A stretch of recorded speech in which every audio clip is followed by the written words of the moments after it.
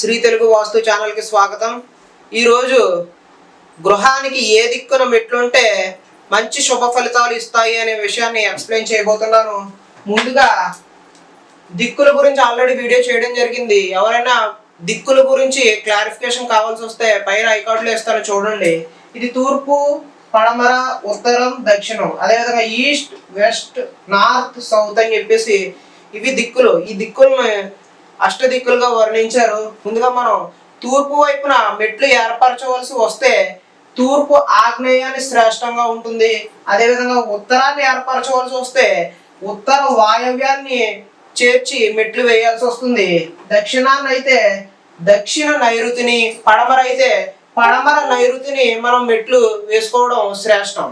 కాకపోతే నా ప్రిఫరెన్స్ ఏంటంటే ఫస్ట్ తూర్పు ఆగ్నేయాన్ని చేర్చి మెట్లు వేసుకోవడానికి చూసుకోండి. ఒకవేళ స్థలం కనుక సరిపోనట్లయితే ఉత్తర వాయవ్యాన్ని రెండవ ప్రిఫరెన్స్ అనుకోండి. ఒకవేళ తప్పనిసరి పరిస్థితుల్లో వేయాల్సి వస్తే మాత్రమే ఈ రెండు కూడా రెడ్ మార్క్లో పెట్టారు. ఎందుకంటే తప్పకపోతే మాత్రమే పడమర నైరుతికి, దక్షిణ నైరుతికి మీరు మెట్లు వేసుకునే ఏర్పాటు చేసుకోండి. అదేవిధంగా మీరు డైరెక్ట్గా ఇలా మెట్లు వేసుకున్నా, ఇలా ఎల్ ఆకారపు మెట్లు వేసుకున్నా, ఇలా యు ఆకారపు మెట్లు వేసుకున్నా నేను చెప్పిన విధంగా మాత్రమే వేయండి. అలా చేస్తే మాత్రమే మీరు మంచి శుభ ఫలితాలు పొందే అవకాశం ఉంటుంది. ఇక్కడ నేను వీడియోలో చెప్పబోయేది ఏంటంటే అన్నీ కూడా యు ఆకారపు మెట్లు మాత్రమే చెప్తున్నాను. ఎందుకంటే ఈ మధ్య కాలంలో నవీన వాస్తు పండితులు అందరూ కూడా, ఆధునిక కాలంలో అందరూ కూడా యు ఆకారపు మెట్లు మాత్రమే వేస్తూ ఉన్నారు. కాబట్టి నేను యు ఆకారపు మెట్లు గురించి మాత్రమే ఎక్స్ప్లెయిన్ చేయబోతున్నాను.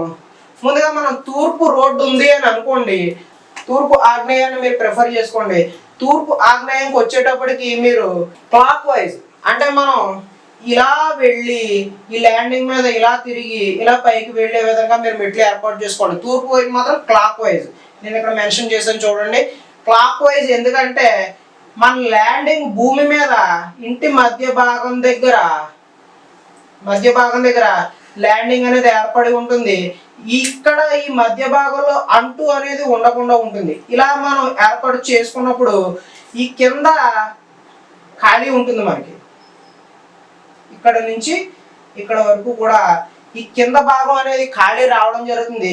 దానివల్ల ఏం జరుగుతుందంటే మీకు ఆగ్నేయం మూల పెంపు కింద అనబడదు. ఆగ్నేయం మూల పెంపు కింద ఒకవేళ మీరు ల్యాండింగ్ యాంటీ క్లాక్ వైజ్ వేసుకున్నట్టయితే ఇక్కడ భూమి దగ్గర నుంచి కూడా ఇదంతా కూడా మన బిల్డింగ్ అంటు పెట్టుకొని ఉంటుంది. ఇక్కడ మనకి ఆగ్నేయం ఒకవేళ కింద కూడా మనం గోడ కట్టి ఇక్కడ టాయిలెట్స్ పెట్టకూడదు. మెట్ల కింద అనేది మెట్ల కింద టాయిలెట్స్ పెట్టి మీరు ఇదంతా గోడ కింద చేసినా లేదంటే స్టోర్ రూమ్ పెట్టినా ఈ ఆగ్నేయం పెంపు అవుతుంది. ఆగ్నేయం పెంపు యొక్క దోషాలు వర్తిస్తూ ఉంటాయి. కాబట్టి తూర్పు ఆగ్నేయంలో మీరు మెట్లు వేయాల్సి వస్తే క్లాక్ వైజ్ వచ్చే విధంగా ఏర్పాటు చేసుకోండి. ఇకపోతే నార్త్ ఫేసింగ్ హౌస్, అంటే నార్త్ కి రోడ్డు ఉన్నప్పుడు కానీ లేదంటే తూర్పు రోడ్డు ఉన్నప్పుడు అయినా కానీ నార్త్ వైపు అంటే ఉత్తరం వైపు మీరు మెట్లు ఏర్పాటు చేయాల్సి వస్తే ఉత్తర వాయవ్యాన్ని మెట్లు ఏర్పాటు చేసుకోవడం చాలా ఉత్తమ ఫలితాలు అనేటువంటిది ఇవ్వడం జరుగుతుంది.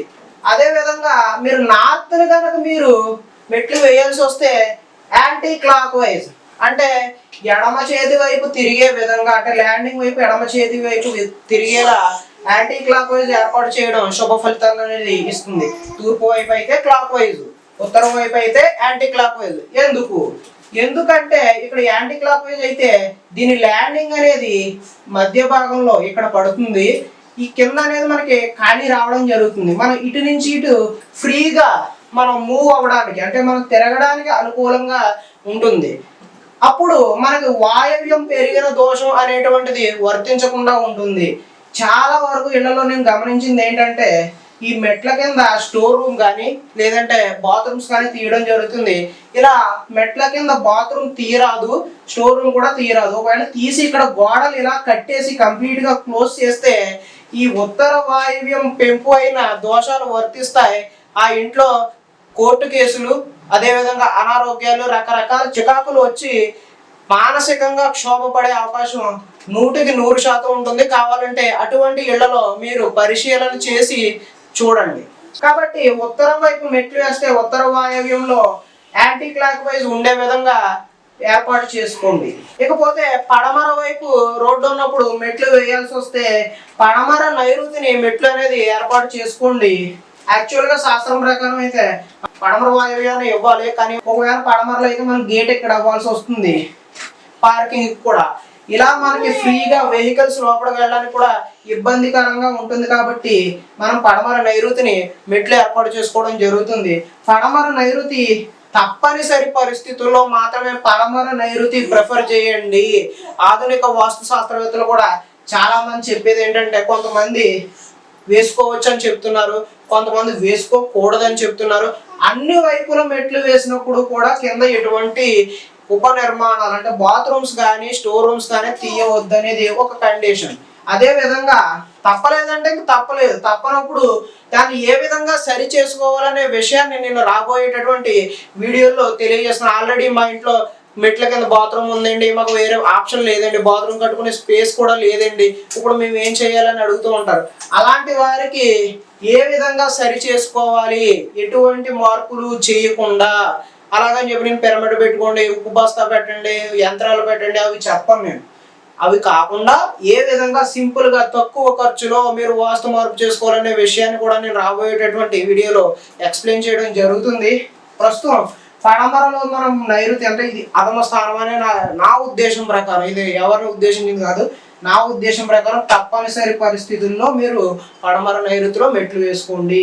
అదేవిధంగా దక్షిణానికి వచ్చేసరికి దక్షిణ నైరుతి కూడా అంతే, క్లాక్ వైజ్. పడమర నైరుతి అయితే యాంటీ క్లాక్ వైజ్.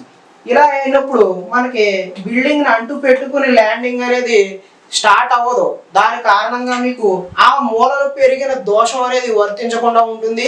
దాని ఉద్దేశం ప్రకారం clock wise anti clock wise అని చెప్పడం జరుగుతుంది. ఇకపోతే నన్ను కామెంట్స్ అడిగేది ఏంటంటే చాలా మంది చెప్తున్నారు ఓన్లీ క్లాక్ వైజ్ మాత్రమే మెట్లు ఏర్పాటు చేసుకోవాలి ఏ దిక్కైనా సరే అని చెప్పి చాలా మంది వీడియోస్ చేయడం జరిగింది. దాని అర్థం ఏంటండి, క్లాక్ వైజే పెట్టుకోవాలా? మీరు చూస్తేనేమో ఉత్తరంలో యాంటీ క్లాక్ వైజ్ అంటున్నారు, పడమరలో యాంటీ క్లాక్ వైజ్ అంటున్నారు, మరి దా రూల్కి వ్యతిరేకం కదా అని. వెళ్ళేటప్పుడు యాంటీ క్లాక్ వైజ్ అయ్యింది, మీరు బయటకి ఏదైనా పని నిమిత్తం వెళ్ళేటప్పుడు కిందకి దిగేటప్పుడు ఏమవుతుందండి, క్లాక్ వైజ్ అవుతుంది. కిందకి మనం బయటికి వెళ్ళేటప్పుడు క్లాక్ వైజ్ అవుతుంది, లోపలికి వచ్చేటప్పుడు యాంటీ క్లాక్ వైజ్ అవుతుంది. అదేవిధంగా తూర్పు అనుకోండి, వెళ్ళేటప్పుడు లోపలికి ఇంటికి వెళ్ళేటప్పుడు క్లాక్ వైజ్ అవుతుంది, కిందకి వెళ్ళేటప్పుడు బయటకు పని మీద యాంటీ క్లాక్ వైజ్ అవుతుంది. క్లాక్ వైజా యాంటీ క్లాక్ వైజ్ అనేది ఇక్కడ ముఖ్యం కాదండి, మన ఇంటికి వాస్తుకు అనుగుణంగా ఉందా లేదా అనేటువంటిదే ముఖ్యం.